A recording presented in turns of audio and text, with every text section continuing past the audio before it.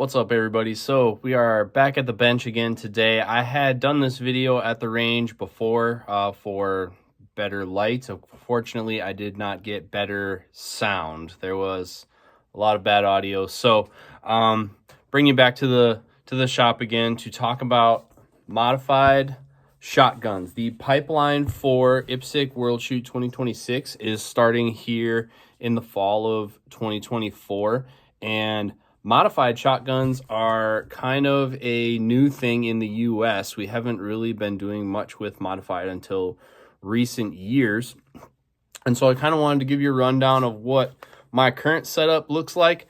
I am a late adopter of a lot of technology type things in the shooting. So there is some pretty wild stuff going on in modified division. Modified essentially is It's essentially, in IPSC, it's a tube-fed open division. So as long as your gun fits within a certain dimension, you can kind of do whatever you want. When modified first started out in the US, we were looking at it more as like a more contemporary tac optics division where we could just like load the tube full and the rest is kind of whatever. But as we started to want to groom better teams for IPSC World Shoot, the rules have started to mirror the international rules so that we're playing apples to apples. So I wanted to go over quick what I'm shooting for modified in multi-gun and tactical shotgun in the US here in my attempt to make the Greece 2026 team. This is absolutely subject to change. I bet this gun or whatever gun I go to the match with will probably look different than this, but maybe not. But here's where I'm at today to give you an idea of what constitutes a modified shotgun. First, this is a Benelli Super Black Eagle 3, which is a strange choice. I wanted the Super Black Eagle 3 for 3 reasons. One, it's left-handed, as am I. Currently, Benelli is only making new left-handed auto-loading shotguns in the Super Black Eagle line. They discontinued the left-handed M2. So that was one attraction to go the Super Black Eagle route. A lot of the modifications we traditionally do to shotguns, the articulated ethos latch and things like that, the bigger loading ports, have evolved into current field guns from Benelli and others. So I wanted the more recent generation. There still are new in box M2, older generation M2 left-handed guns. But I wanted to get into a Super Black Eagle for a couple other reasons. The next major reason is that because optics are allowed in modified division, the Super Black Eagle has a 2-piece receiver. So the top half of the receiver comes off with the barrel. So my optic is slaved to my barrel instead of in the M2 where I have a receiver and a barrel comes into it. And when we take guns apart and whatnot, those two things kind of live separately from each other. Here they're one piece. So once I zero the optic to the barrel, this is a married pair. That appealed to me as well for the Super Black Eagle. And then also, Super Black Eagle is a 3.5-inch chambered gun. So I thought a lot of investment and work goes into our loading port in the sport. And so I thought similar to when the Remington Versamax was popular, it's a bigger loading port. I would have a shallower, more gradual approach to the magazine to quad load. So those were the 3 reasons that I really wanted to go the Super Black Eagle route. Now, I'm not going to tell you any other story. It's been an adventure. It has been a lot of work to get this thing running to where it's even remotely serviceable as a competition shotgun. But remember, any of these shotguns that we're doing this to, they are essentially field grade guns. They were not intended, even if they say they're intended, when they drew them up on paper, these at their core are hunting shotguns. They're going to shoot 1, 2, maybe 5 rounds, maybe in rapid concession, and they're more set up to feed heavier magnum loads, especially waterfowl guns like the A400 and the Benelli Super Black Eagle. So this is primarily a duck hunting shotgun, meant to feed magnum loads, plugged for the federal regulation. So as soon as you add a tube on here and start changing the spring rates at the shell latch and at the lifter, that gets wild. And I asked my friends, I've been friends with the guys at Distant Arms for a long time, way back to, when we both were getting started in the industry. But I asked them, they do tube fed shotgun work as well. And so I asked Mike and Land, hey, I'm looking at doing a Super Black Eagle. Would you be willing to try one? And they're like, well, we've never done one before, but yeah, we'll give it a go. And so this is essentially their competition elite package, I believe is what they call it. They did all the stuff to it. Like, I didn't know they were going to do this, but they put like the rear iron sight on here. This is the best set of shotgun sights, iron sights, that I will never use because that's not what this shotgun is for. But they did their full race package to this thing. They opened the loading port even more, and we'll just go tip to butt so that we don't skip over things. But this is at its core, this is a Benelli Super Black Eagle 3 with a Dissident Arms Competition Elite modification package to it. So Grand Thumb style. At the tip here, I use a Briley tube, Briley carbon fiber tube. This particular one is the IPSC length. This is one of the things that will probably change because this is IPSC length for an M2. The handguard is longer on a Super Black Eagle. So when you actually go to IPSC, you have to make, in the US, there's not a length dimension. We did that primarily, because I was involved with it. We did that because most of the commercially available tubes would not meet that specification. So instead of making everybody buy new tubes, we went a different route. That's for another video. This is the IPSC length tube with a Briley spring in it. I get 12 rounds in the tube. And the big thing on the Briley tube is weight. I shot other magazine tubes earlier in my career, and a tube's a tube, right? How much could a carbon fiber tube do? This is a lot of swing weight, especially when it's loaded.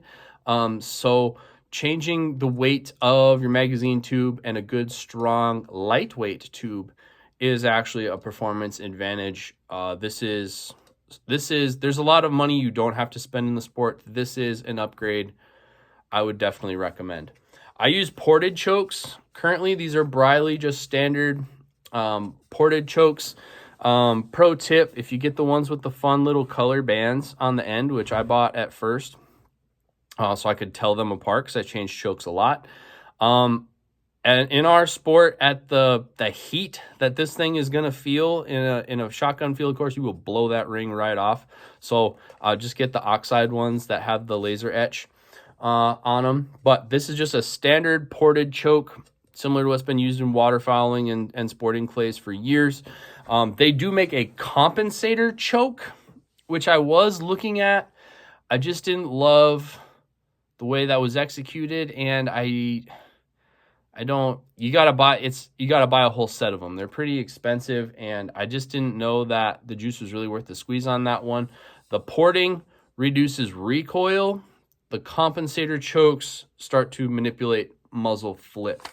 There's lots of wild stuff, and this is probably one of the things that's going to evolve fairly rapidly here in the US. They're putting entire compensators on the end of modified guns now, to give you an idea. Some of what they're playing with, they take an M2 slug gun, they bore the rifling out of it so that they have a thick smoothbore barrel that they can thread the end of it and thread a compensator, like a KL12 compensator on the end of it. So I think as far as recoil mitigation at the muzzle, I think we're at the dawning of the Wild West of what that's going to turn into.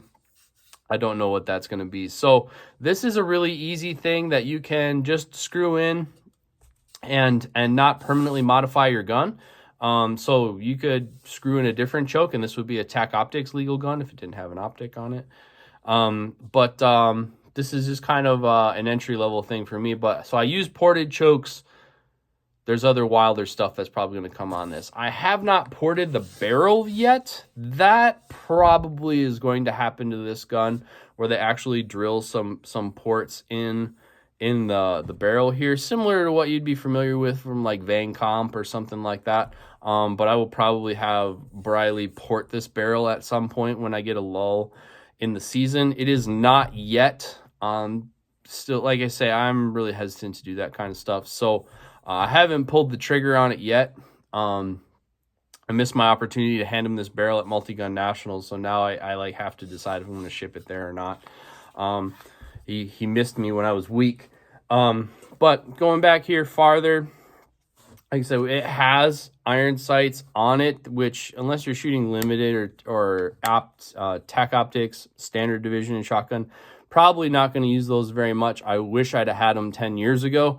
What we were using for iron sights was pretty primitive in tac optics. So this is pretty sweet. Like I say, didn't do a full port job on the receiver. They did cut some material out. It is pretty aggressive already compared to like what the Super Black Eagle 1 was, or the M1 Super 90. The loading ports have gotten opened up a long way, and like ANS, like little nod there to what people are doing with the trigger guards that got super popular. All right, that's factory Benelli right there now. So action shooting sports have had a lot of influence on these guns. Same thing with a lot of people paid a lot of money to have the articulating latch, the Ethos latch installed in their M2s. That comes standard equipment on this one. It just has a button put on it.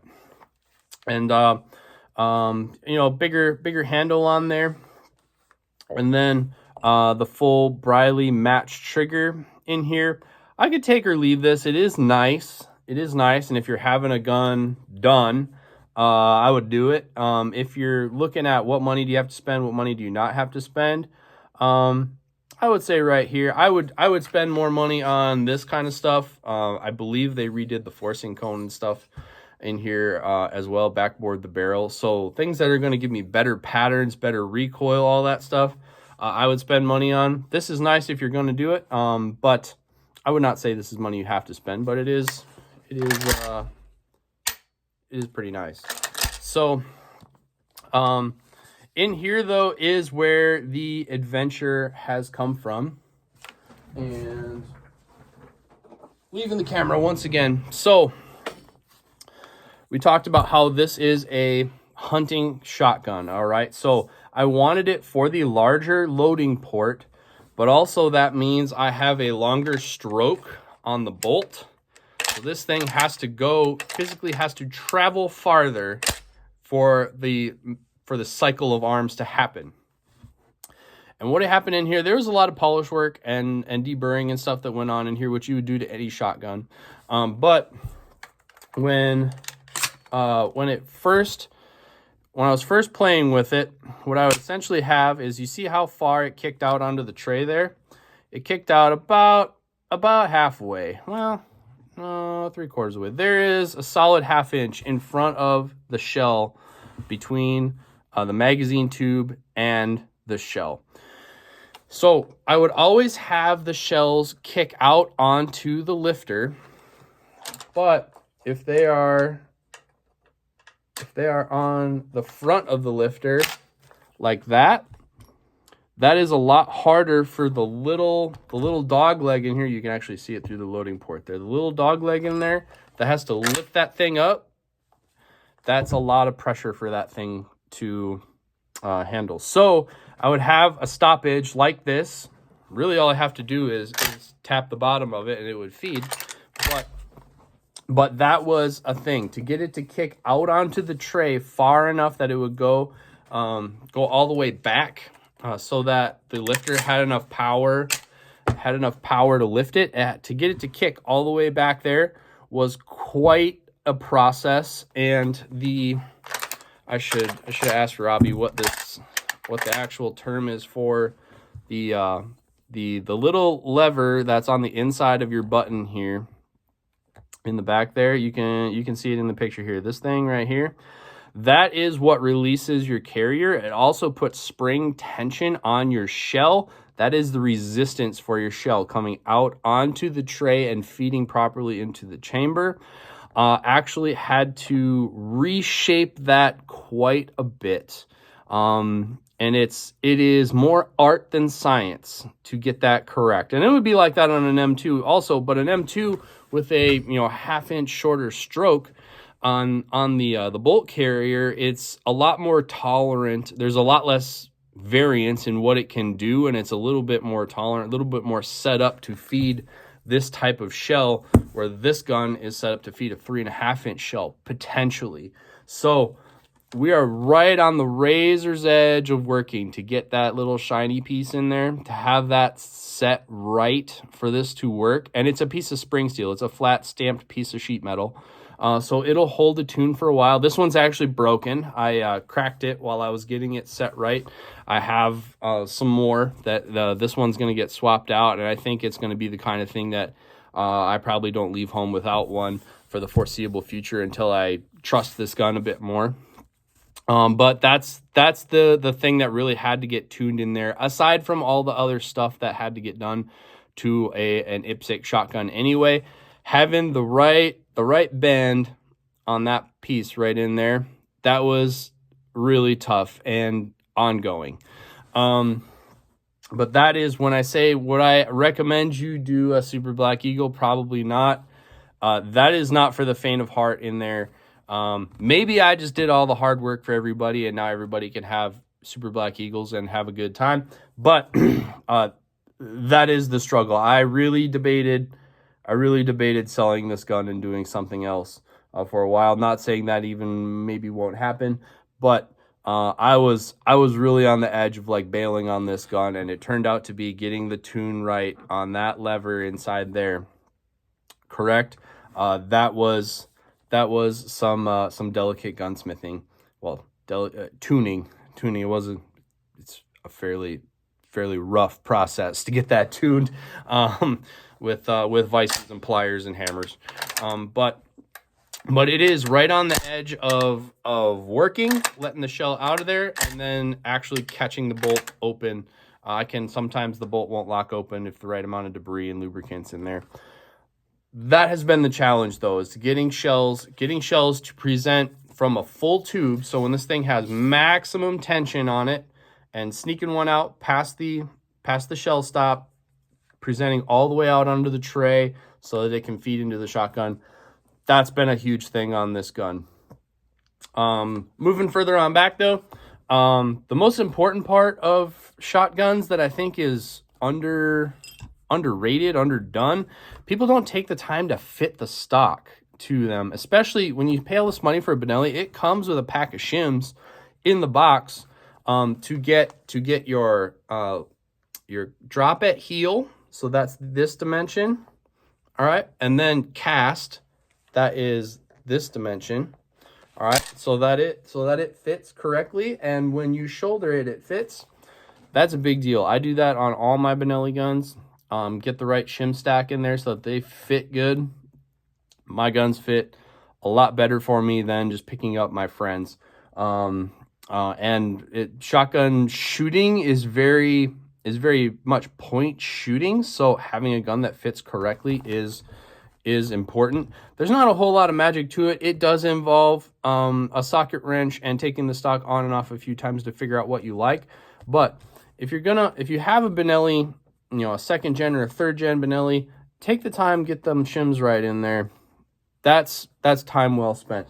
And then I got the raised comb piece on the back here. This currently is a hard piece to find. I don't think they particularly sell very many of them, and a lot of where all the Benelli shotguns used to come with Comfort Tech stocks, some of the more economical models don't now, so I think they sell even less of these than they used to. This is the raised one. There are two. There's the raised one, and then there's the super tall one.